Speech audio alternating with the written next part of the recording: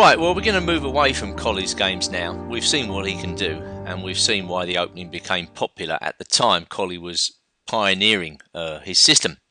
And we're going to move now into the present day and take a look at how the Colle system operates at master level, and why I think it will be a good idea for you to use the Colle system in your own games. The first game I want to show you from the present day comes from the Paris Open Championship in 1990. It's a game between two grandmasters. Gata Kamsky is playing with white. He's very keen on these queen's pawn systems. He uses them as a surprise weapon even today in the year 2008. And he's playing against Eric Priet, who was an international master at the time, but who became a grandmaster as the years went by. And Kamsky was famous for these systems. He was quite happy to employ very quiet systems with white, relying on his natural ability to outplay the opponent later on in the game, and also to sidestep theory. Priet is known as an idiosyncratic player. He has his own systems of play himself. So by playing in this manner with c3 and then e3, Kamsky's just delicately steering the game away from any theory towards a path of his choosing, and in this case it's the Colle system set up with bishop d3. And here we for the first time see a black player employing a fluid setup which involves b6 and knight to c6, which is very, very common. But well, as I say, I still think black has practical problems to solve in a position of this type, and let me just show you why. Alright, well, the game proceeds as normal, just development for black, and now Kamsky plays the interesting move knight to e5.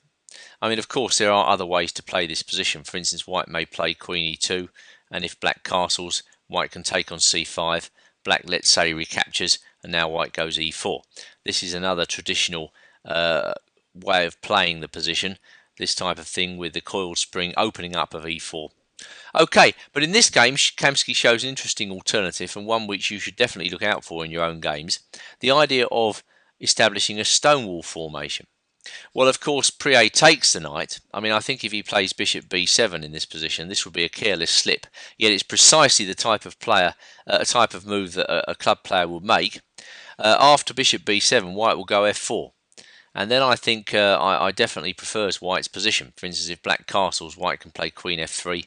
The queen is sliding across to h3. This will be a typical way of getting the advantage in a position like this and starting a kingside onslaught. Perhaps g4 and then g5 would also be an alternative way of handling the position. Anyway, I believe that type of game is definitely favourable to white because you're getting automatic initiative and the attack.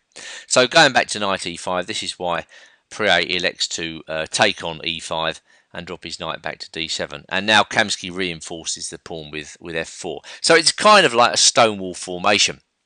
Note that white, when he plays f4, keeps the rook on f1, so at some stage maybe that rook will even swing into the game via f3, either to g3 or to h3, dependent on circumstances.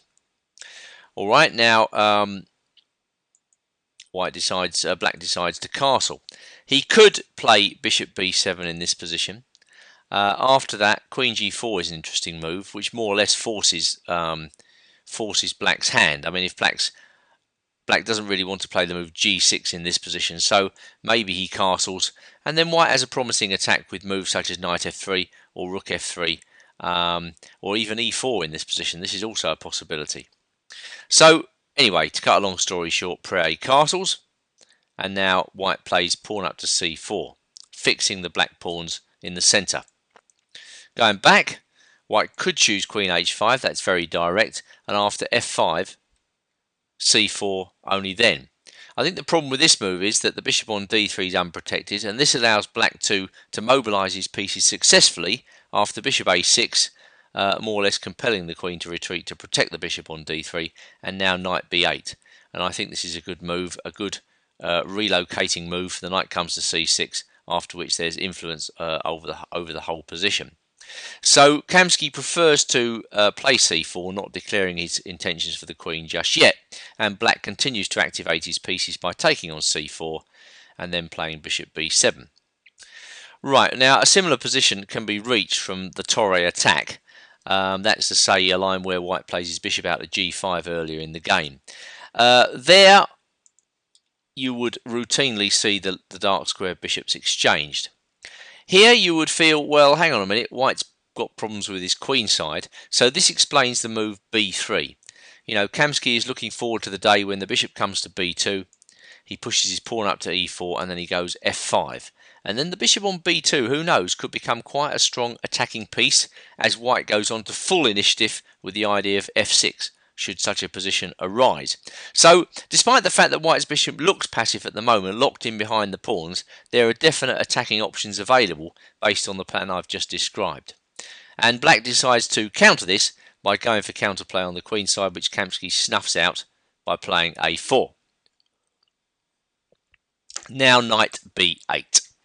Bishop b2, knight c6. I think this was a good idea by Prié, and he's kind of taking advantage of the fact that there's a hole on b4 for the knight to occupy. Alright, bishop c3. Now immediately we're seeing that the Colle system today at a high level promotes a very tough struggle, a tough positional struggle. You know, the grandmaster of today is very unlikely to go down to a quick attack, a quick caveman attack, or an attack anything like the ones that Colle managed to produce. That's not to say your opponents won't do that, but it is interesting to see that the Colle system can win at a high level, but only after a very tough positional struggle. Here, I'm not sure that white is better, but just to show you how an attack might occur in this position, so let's say black plays queen c7, white brings his position together with queen e2, and black hops into the outpost on b4.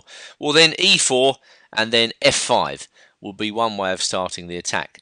And well, I must admit I prefer to be white in this position, who is going on to the move f6 in very short order, and then how is black going to defend himself? So this is why in the game Prié prefers the move knight b4, hopping into the outpost immediately.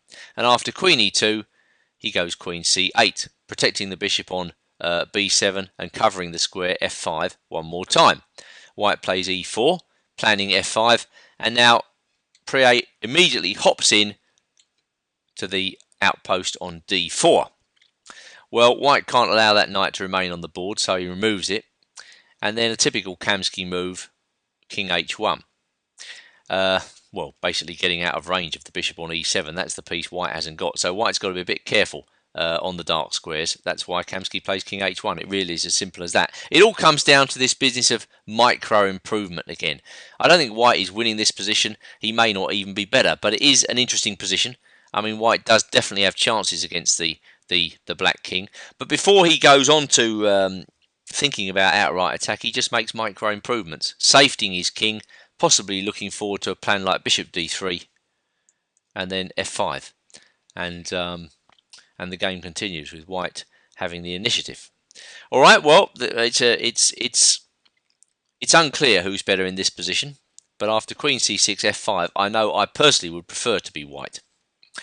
However, the game's not over yet, and bishop g5 is a good move, activating the bishop to the maximum, and then Prié, after knight f3, brought his bishop into e3.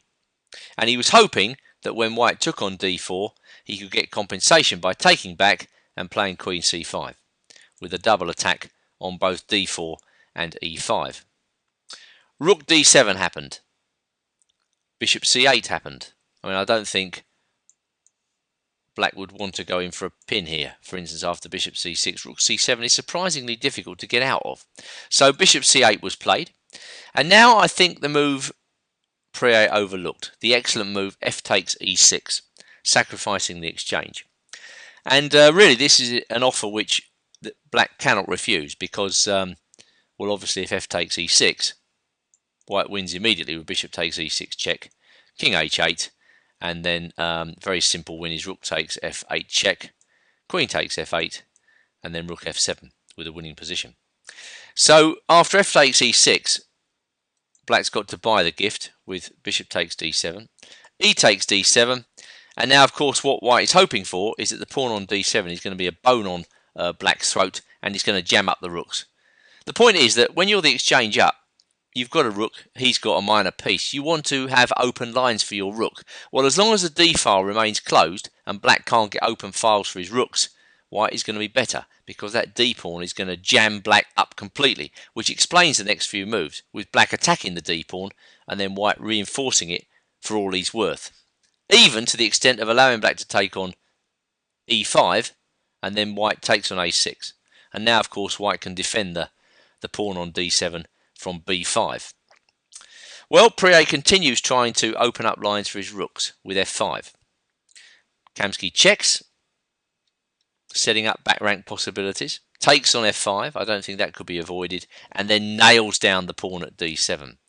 And so for the exchange, white has bishop and 2 pawns, but one of these pawns is an absolute giant. And well, if we take, let's say, the rook on d8, the bishop on b5 and the pawn at d7 out of the equation, what we find if we look around the rest of the board is that white is actually a pawn up. And that's the way to evaluate this type of position. It is what is left on the board and what the pieces are doing that really matters.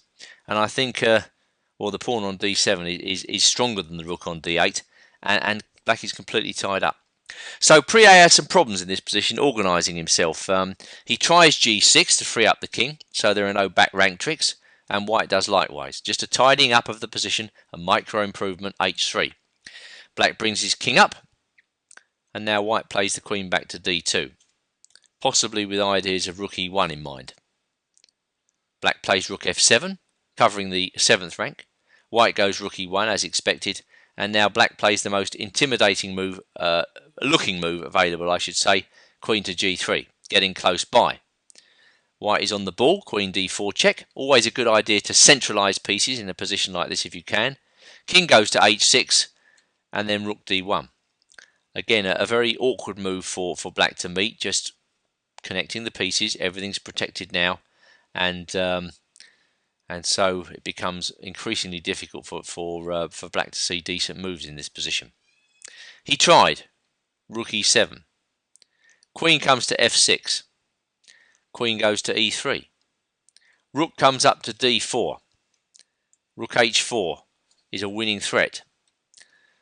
Black gives a check, and now the interesting move, bishop f1. And now black certainly has to cover the idea of rook h4, which he does with rook e5. And now another interesting, typically Kamsky-like move, the subtle move king h2. And well, this kind of stretches black's position to the limit, because what's he to play? The problem with rook e5 is it left the rook on d8 looking rather lonely. And well, I think white's just threatening to go rook h4, take on h5, and take on d8. And it's very difficult for black to get any sort of counterplay against that whatsoever. So yeah, the game concluded very swiftly. Black win rook g5, queen takes d8, and resigns, because, well, if queen takes f1 in this position, rook h4 check wins, king h7, queen e7 check. That's fairly clear cut. And going back to the position after queen takes d8, if he goes queen e5 check, we go king h1, queen takes d4, queen f8 check, again miraculously bringing white's entire position together and winning, because white can queen on the next move. So that will be the first typical Colle system that we've seen from today. A bitter struggle between two grandmasters, the stronger player coming out on top, and possibly a hint that the Stonewall formation is an interesting option for white in the Colle.